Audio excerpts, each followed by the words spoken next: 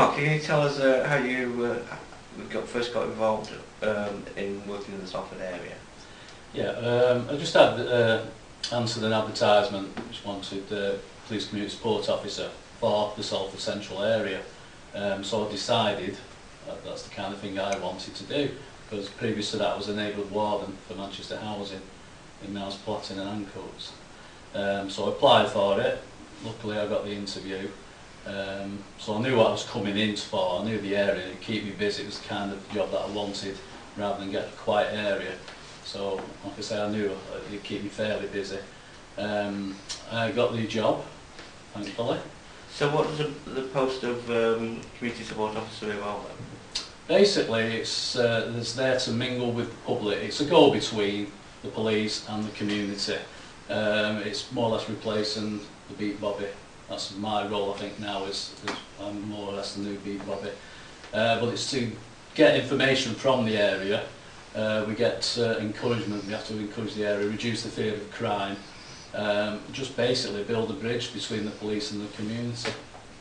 Yeah, I don't want to embarrass you, but I mean, we just spent the morning with half a dozen community residents from different tenants groups and residents groups saying just how good the local community support officer is. So, and that's you. So I was just wondering how, what do you see your role in terms of working with local community groups is? Well, I cover Hope area, which is in Claremont and West Ward, and I do pride myself on that area. I take it personally if anyone's burgled, for instance. So my main aim is to get all the groups together, all the community together, intermittent if you like, and just create one huge community and just get the information out there, keep them updated with the crime figures, that kind of thing, what's going on in the area, if there's any bogus callers, anything like that.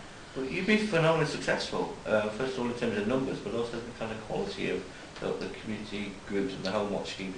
I mean, in the last 6 years, it's gone from, I don't know, was it 11 to over 70, 77? Yeah, when I first started there was 11 schemes. Those 11 schemes are still going, which is credit to themselves. But I took it on myself to build up the Home Watch empire, as I like to call it.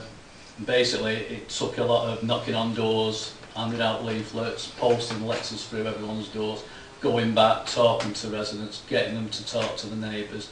But ideally, you need that central figure, which is the coordinator, or point of contact, as I like to call them. Basically, that's the hardest part. If you get the right person for that job, then there's a better chance that the scheme will flourish and it will continue to go. Hopefully, up to now, I've managed to do that. So you, when you're working in a new area, you find a couple of people who are willing to at least call a meeting and start a scheme, do you? How does that work? Yeah, well, like I say, normally what we do is we go out, a leaflet everywhere, and I've talked to neighbours. This funding that we have, the government funding we got, £50,000, that helped immensely, because we were getting people wanting the security products on that, on the understanding they would become part of Home Watch.